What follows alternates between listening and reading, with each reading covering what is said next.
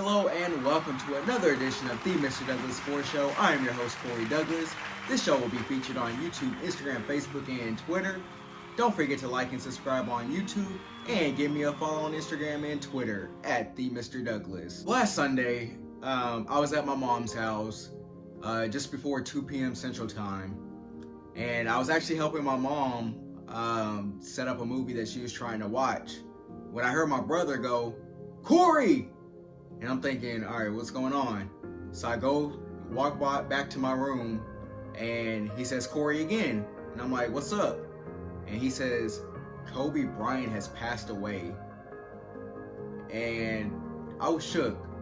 I immediately went to my phone, went straight to Twitter, and then you see the tweet from TMZ. "Kobe Bryant dies in a helicopter crash in California." And then as I'm reading on Twitter, you see that, Rick Fox was involved, and then maybe his 4 kids were on the helicopter. And then I didn't put my phone down for the rest of the day, really. And then once we got the details that, Rick Fox wasn't involved, and, all 4 of his daughters weren't involved, but there was, 8 other people, including his daughter GiGi, on the helicopter. It kind of puts in perspective that this stuff is real. It's real out here. Life is real. Life happens. And no matter if you're Kobe Bryant, this thing can end at any moment. I want to spend today taking a look back at the accomplishments he had during his career. And then I just want to go through my favorite stories that I've heard since the passing. Now, I didn't know Kobe Bryant, obviously, personally, but I believe the stories that are being told they're enlightening. It shows the type of guy Kobe was, and that's kind of what I want to spend today on. So as a Mavs fan, Kobe Bryant was always kind of a nemesis to us. The Lakers, they were winning championships. It was the Lakers, it was the Spurs, but the Lakers were just, you always looked at Kobe and Shaq, Kobe and Powell, and you knew if your team wasn't on that level, your team had no chance to win a championship. So some of my memories as a Mavs fan with Kobe is that, there was a time in 2005 where he scored 62 points in 3 quarters, outscoring the entire Mavs team 62-61 by himself. And because the game was so out of hand, he didn't have a chance to score anymore. And in 2013, Kobe came to town, and earlier that season, the NBA had adopted the amnesty rule. And basically what the amnesty rule allowed you to do is get from under any contract on your roster. You can only use it one time. And Mark Cuban came out and said that the Lakers should use the amnesty on Kobe Bryant, who was making $27 million. Kobe came out and scored 38 points in that next game. After the game, he sent out a tweet, "Amnesty that." And anytime Kobe Bryant felt disrespected, he was going to let you know about it, whether it was with his play or, in this case, via a tweet. I was born in 1990, and, as I was growing up, really getting to know kind of basketball, Kobe Bryant was coming in, and, he was the guy that was closest to Michael Jordan. He shot like Jordan. He had the same attitude as Jordan, the same mindset. He had that killer instinct, the same one as Jordan. And that's something that I'll never forget, just as a basketball fan. I think the thing that a lot of people can take from Kobe is his work ethic. And I don't think there's a better story to describe his work ethic than the story that Allen Iverson told. So it was Allen Iverson's first trip out to LA.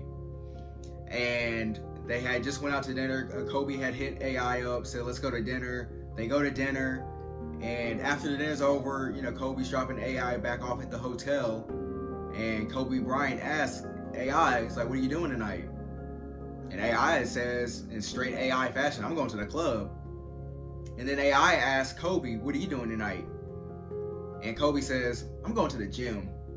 And I think for 20 years, that's all Kobe cared about. If it wasn't helping him win a championship, Kobe Bryant wasn't interested in it. No matter what it was, He didn't have time for the club. He always wanted to go to the gym. So I think the work ethic is something that a lot of guys around the league took from him. Dirk, when the All-Star game was in LA, he wasn't interested in any parties or gatherings or just whatever, happens at All-Star weekend. He was trying to figure out, okay, what gym is open. And I think a lot of players in today's game are taking that work ethic and trying to implement it into their game. Dame Lillard, CJ McCollum, Kyrie Irving, D Wade, LeBron. These guys take winning more seriously because of Kobe. Okay, so another one of my favorite stories that I've heard over the past week and a half is from Dwayne Wade. And his story came from 2008, before the Summer Olympics. His trainer, Tim, it was 6:30 in the morning, and he went to the weight room, and there's one person in the weight room. It's Kobe Bryant. So he's on the opposite end of the weight room. So Wade just walks in, and he just starts getting his work in. Kobe, Wade, they haven't really said anything to each other until the end of the workout, when his trainer Tim brought the two together and had them do a drill. Basically, it's a push-up drill, and they do 3 sets. And at the end of it, Kobe Bryant goes up to D Wade and says, "You're just like me." He says, "Tim, why didn't you tell him? He's just like me." For a kid like Dwayne Wade, whose #1 goal in the league was to earn Kobe's respect, that day he earned Kobe's respect by being just like him. His work ethic. That's what Kobe stood for. All he knew was work. Okay, now I'm going to transition to off the floor, which I think was my favorite thing about Kobe. My favorite thing about Kobe was he embraced being a father. I have a quote from LeBron James, who said, "The past 3 years is the happiest he's ever seen Kobe, because he was in the father role. He was able to do everything for his daughters, with his daughters.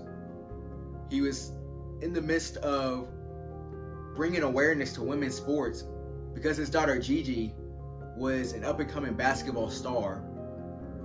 Kobe Bryant was on Jimmy Fallon, and he told the story of, every time, someone came up to Kobe, they're like, "Oh man, you need to have a son. You need to have a son." Kobe's daughter, GiGi, wasn't trying to hear it. GiGi said, "I got this." And you could tell from any clips that you see of GiGi on the basketball floor, she embraced Kobe. She wanted to be like her father. Anytime you saw Kobe at a basketball game, GiGi was right there. GiGi was the reason Kobe started going to more basketball games. I'll never forget, earlier this season, GiGi wanted to meet Luka Doncic. Kobe took her to a Lakers-Mavs game. Kobe and GiGi sitting courtside. Luka's inbounding the ball. And Luka turns around and shares a laugh with Kobe Bryant. Why? Because Kobe was trash talking in Slovenian, which is where Luka is from. Former Lakers Derek Fisher said that he noticed the biggest change with Kobe Bryant once his daughters were born. His daughters were the reason he was taking a helicopter to begin with. And the reason he was taking the helicopter and how that relates to his daughter is that he wanted to be able to drop his kids off at school and be able to pick them up, all while maintaining the strong work ethic he had developed for all those years. What made him become the star that he was, the icon that he is, the legend that he will remain. Vanessa, his wife, was willing to take the kids to school, and Kobe said, "No, I want that 15, 20 minutes, however long he sat in the carpool line with his daughters taking them to school. He wanted that 15 minutes or 20 minutes after school to take them home." Kobe was dedicated to being a father. My favorite story. The ESPN's Ellie Duncan met Kobe Bryant one time. It was in New York. and all she wanted was a picture. She had to wait a few minutes for that picture the way she told it, because Kobe Bryant noticed that Ellie was 8 months pregnant. All Kobe wanted to know is, how's the baby? How are you feeling? What is it going to be? And when Ellie told Kobe that it was going to be a girl, he said, oh, I love being a girl dad. It's my favorite thing. Vanessa had been wanting to try to have another kid to try to get that boy. And Kobe Bryant said, oh, I don't care what I get. Oh, I'll take 5 more girls if I can. Because he was a girl dad. He said girls are awesome. That's what he was. He was a girl dad. So if this tragedy hasn't taught you anything else, I hope it's taught you to embrace your family, love your family, tell your family you love them. Because you never know when it could be your last time. This concludes this episode of the Mr. Douglas Sports Show. Until next time, Kobe.